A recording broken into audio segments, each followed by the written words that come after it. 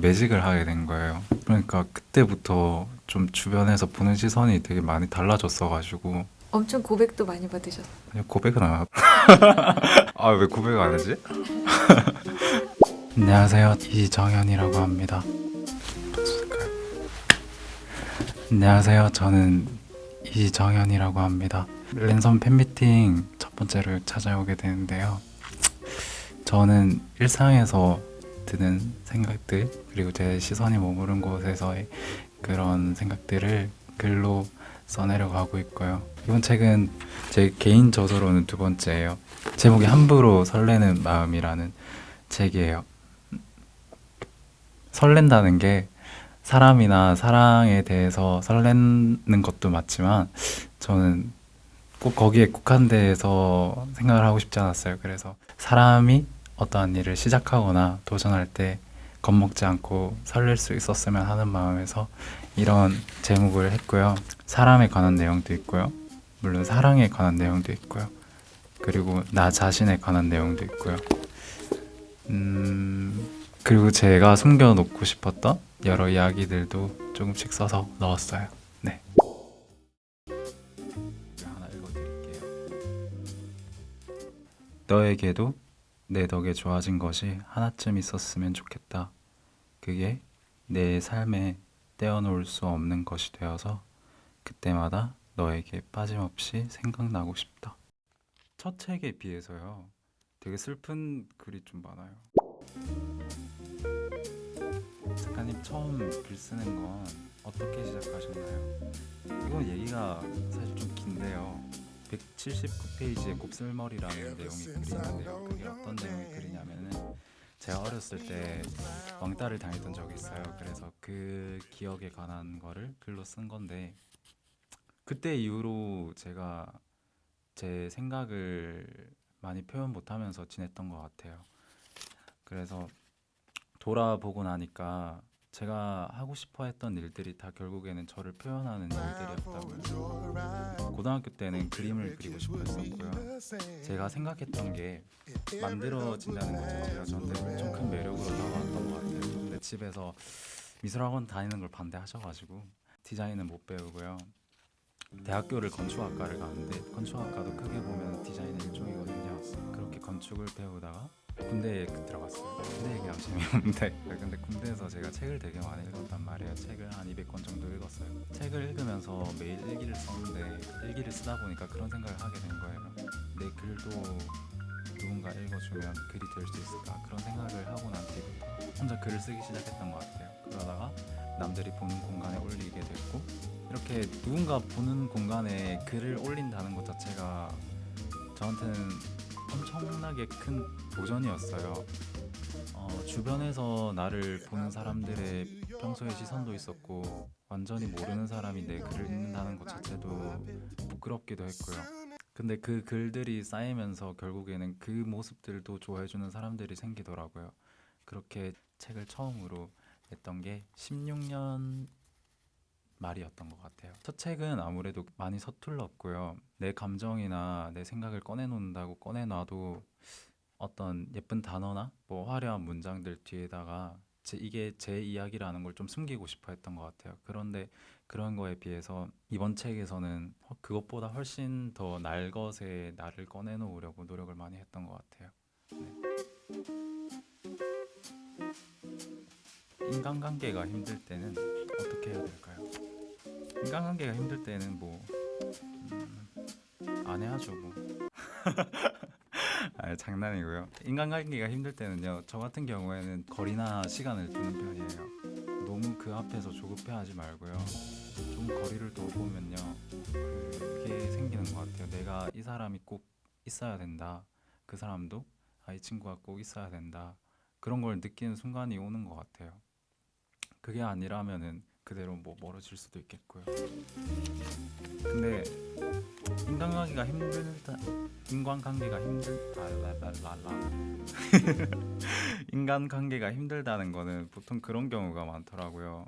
나는 이 사람이 꼭 필요한 것 같은데 그 사람은 나를 그다지 필요로 하지 않은 것 같은 경우에, 모르겠어요. 근데 그런 경우에는 제 경험상으로는 노력으로 되는 경우가 많이 없더라고요.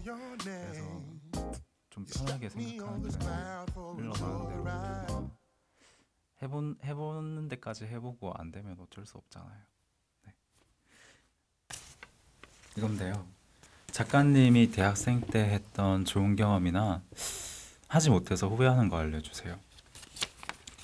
좋은 경험이라면요, 저는 어떤 경험을 얘기하기보다 때를 얘기하고 싶은데,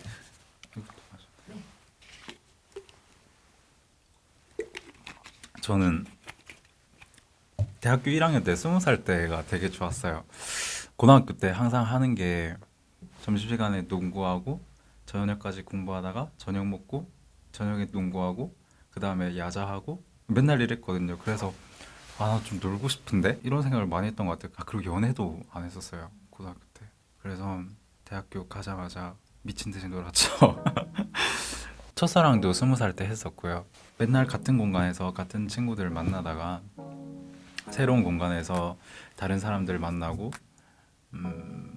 내가 해보지 못했던 생각들도 해보고 겪어보지 못한 경험들도 해보고 하는 게 너무 신선한 충격이었다고 해야 될까요? 그래서 저는 20살이 아직까지도 가장 좋은 기억으로 남아요. 하지 못해서 후회하는 거는 뭐냐면 여행이요, 여행. 혼자서 해외를 가본 적이 한 번도 없어요. 그래서 그게 되게 아쉬워요. 그거는 뭐 대학교 때 국한된 건 아니겠지만 기회가 되면 혼자서 해외여행을 해보고 싶다는 생각을 계속 하고 있어요.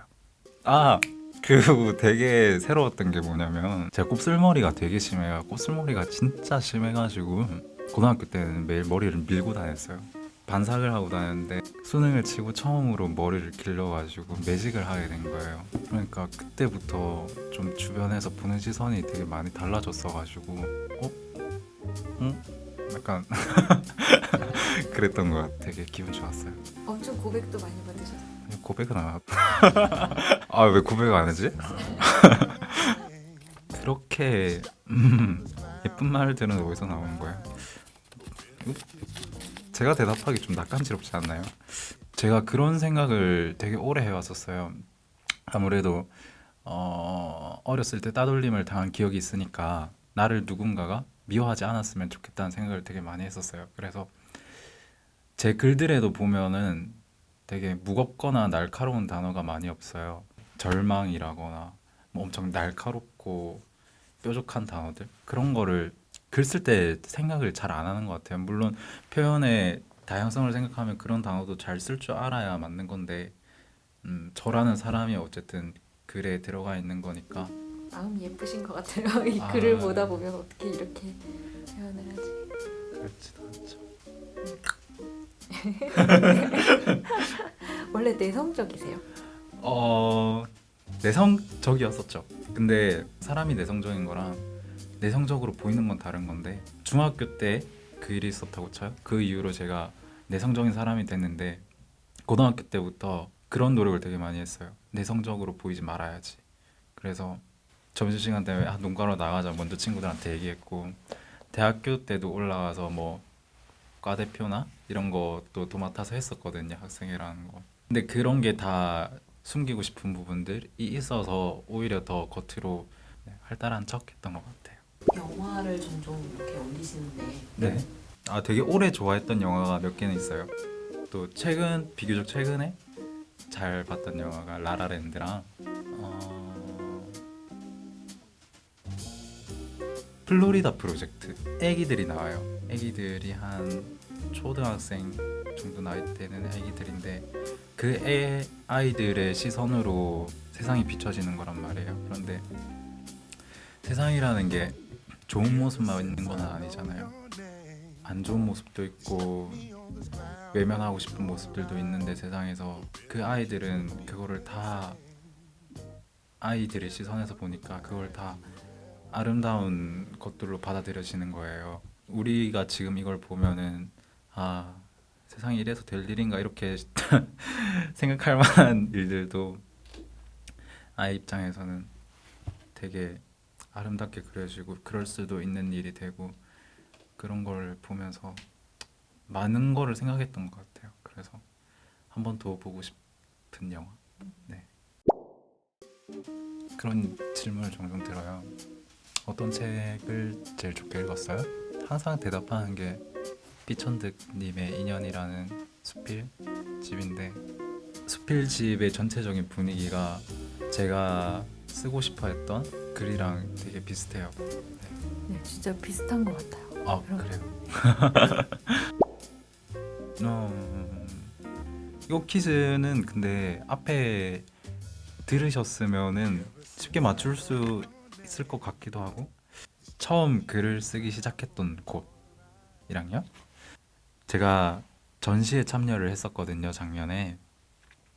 제가 참여했던 전시에 미술관 이름이랑 그리고 전시의 이름, 제가 프로젝트 암실이라는 그룹에서 에세이 곁을 썼어요. 4권이 출간됐는데 거기서 이야기를 했던 암실이라는 게 있어요.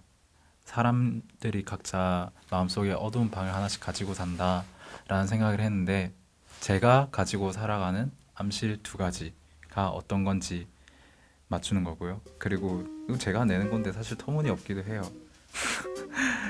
제가 되고 싶었던 것 중 가장 특이한 직업? 이건 초등학교 때인데 맞출 수 있을까요? 아무한테도 말한 적이 없어요.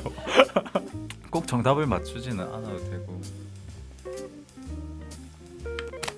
장시간 정말 긴장된 자세로 이렇게 하셨는데 어떠셨나요? 아직 떨려요. 아, 왜 이렇게 떨리죠? 재밌었고요. 이거를 또 누군가가 봐주신다고 생각하니까 그래도 좀 재밌게 할 수 있었던 것 같아요. 긴장은 됐지만. 네, 그래서 즐거웠습니다. 앞으로의 계획은요? 우선은 책이 출간된 지 이제 한 달 조금 넘었는데 당분간은 좀씩 쉬면서 글을 계속 쓰고요. 영상도 많이 찍어 보려고요. 네, 그렇게 생각하고 있습니다. 장래희망이요? 장래희망 되게 뻔한데 행복하게 사는 거거든요. 제 기준에는 행복은 답답하지 않게 사는 거예요. 나를 표현하면서 사는 거고, 앞으로도 더 여러 가지 방식으로 내가 할 수 있는 것들, 그림이라든지 또 글이라든지 또 영상이라든지 그런 것들로 표현하면서 계속 살 것 같아요.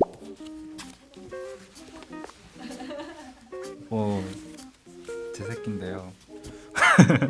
함부로 설레는 마음, 네, 나온 지 얼마 안 됐으니까 많이 사랑해 주시고요. 유튜브가 개설한 지 얼마 안 됐습니다. 그러니까 많이 찾아와 주시고요.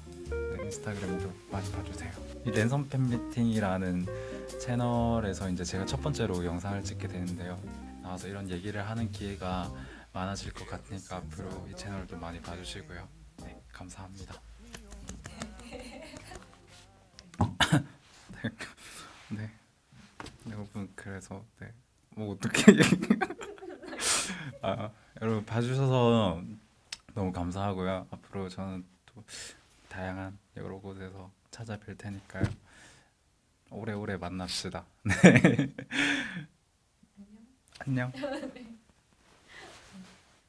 팬클럽 이름이 있어요? 그냥 대충 항상 사인회나 이런데 따라 와주셔서 고맙고, 언제든지 제가 뭘 하든 응원해 주셔서 너무 고맙고요. 사랑해요. 오래오래 만납시다.